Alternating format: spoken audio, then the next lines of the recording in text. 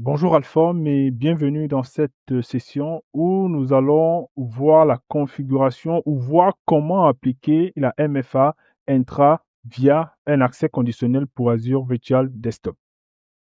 Et le principal plan sera la configuration de la MFA. On va dire d'entrée que Azure Virtual Desktop permet aux utilisateurs de se connecter depuis n'importe quel appareil. Là, il est déjà connu cette fonctionnalité-là. Mais il est essentiel de sécuriser ces accès-là. L'authentification multifacteur de Microsoft Entra, appliquée via l'accès conditionnel, va ajouter une sorte de seconde étape de vérification en plus du mot de passe qui est précédemment demandé. Elle peut être appliquée aux clients web, mobile ou bureau. Nous allons le voir par la suite.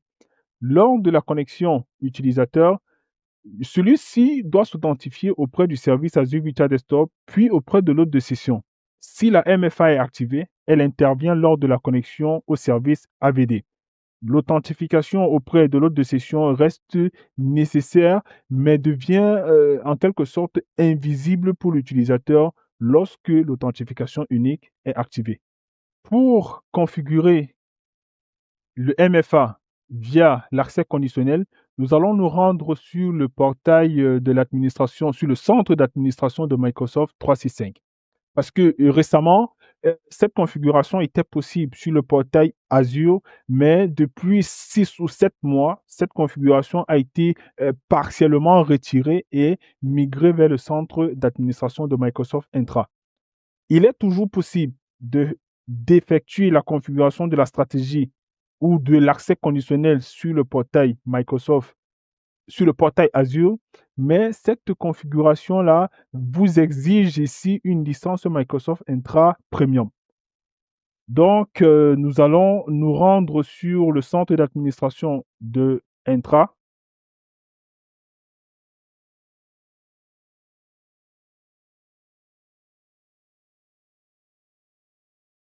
Une fois sur le centre d'administration, comme vous pouvez le voir, centre d'administration Microsoft Intra, nous avons la possibilité soit de le configurer au niveau de cet onglet accès conditionnel, soit au niveau de protection ID avec accès conditionnel basé sur le risque. Nous allons sur accès conditionnel au niveau de l'onglet Intra ID que vous pouvez ouvrir et déplier. Service accès conditionnel. Créer une nouvelle stratégie.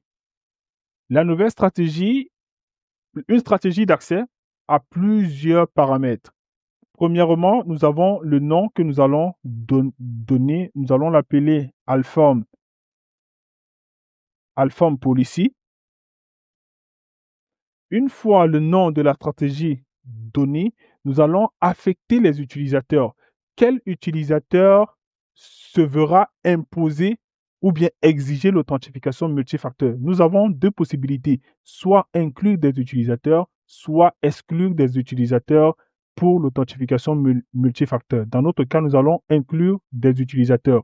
Sélectionner des utilisateurs et des groupes, utilisateurs et groupes. Et ici, nous avons notre liste ou bien toute la liste des utilisateurs et des groupes. Dans notre cas, pour ce qui est des utilisateurs, nous allons sélectionner Adèle et Alex. Pour le groupe, nous allons sélectionner le groupe All Company. Une fois sélectionné, nous cliquons là sur Sélectionner. C'est fini pour l'affectation. Nous passons maintenant à la ressource cible. Quelle est la ressource qui va exiger pour l'utiliser l'authentification multifacteur? Nous allons sélectionner la cible. Une fois de plus, nous pouvons inclure ou exclure des applications sur l'authentification multifacteur. Nous allons sélectionner des ressources, spécifiques ou sélectionner des ressources en fonction des attributs. Si vous avez donné des attributs à vos ressources, vous pouvez sélectionner cet onglet. Dans notre cas, il n'y a pas d'attribut pour nos ressources, alors nous sélectionner des ressources spécifiques. Une fois sur la liste de toutes nos ressources, nous allons par exemple sélectionner Microsoft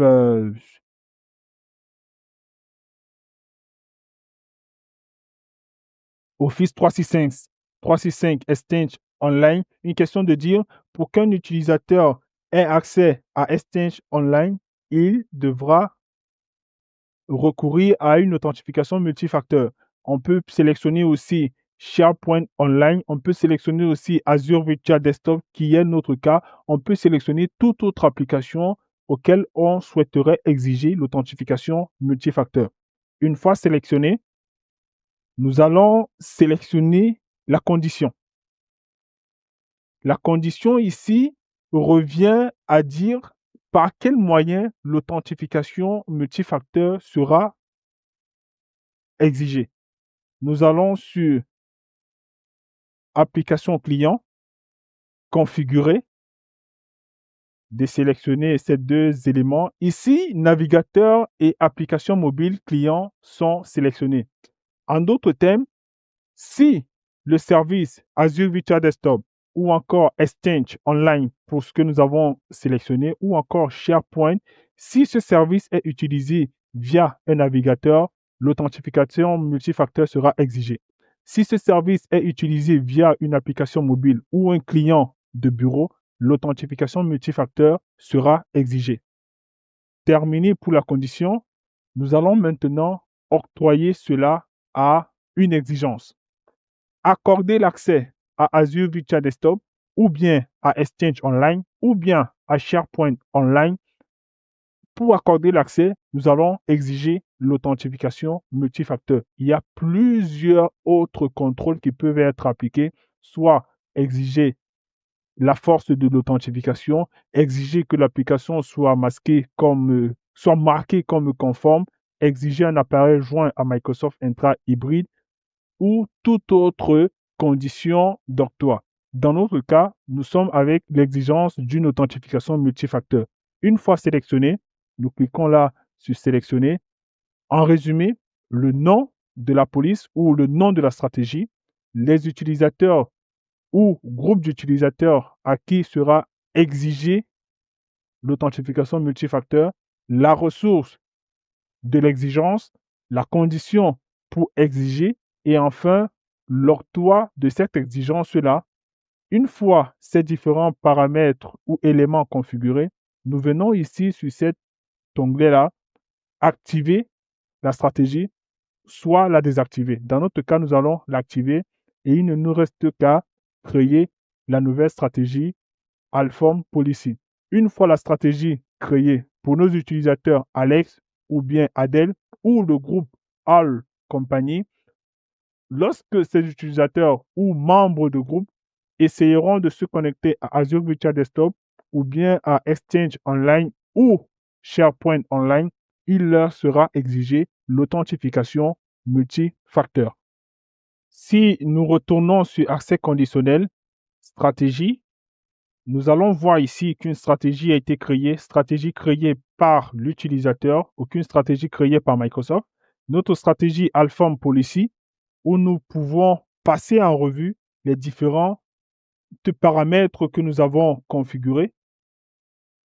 Et ces paramètres-là, nous pouvons bien évidemment les modifier. Nous pouvons ajouter d'autres utilisateurs, retirer d'autres utilisateurs ou encore d'autres groupes.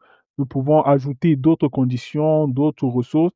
Nous pouvons aussi, ici il est marqué sur activer, nous pouvons désactiver à tout moment cette stratégie-là. Si nous estimons que nous n'avons plus besoin de cette stratégie-là, nous pouvons la désactiver et enregistrer. Une fois enregistrée, la stratégie, pour notre cas, qui est l'exigence de l'authentification multifacteur, sera retirée à tous les utilisateurs ou groupes qui ont précédemment ou qui se sont vus précédemment exiger cette stratégie-là. Merci.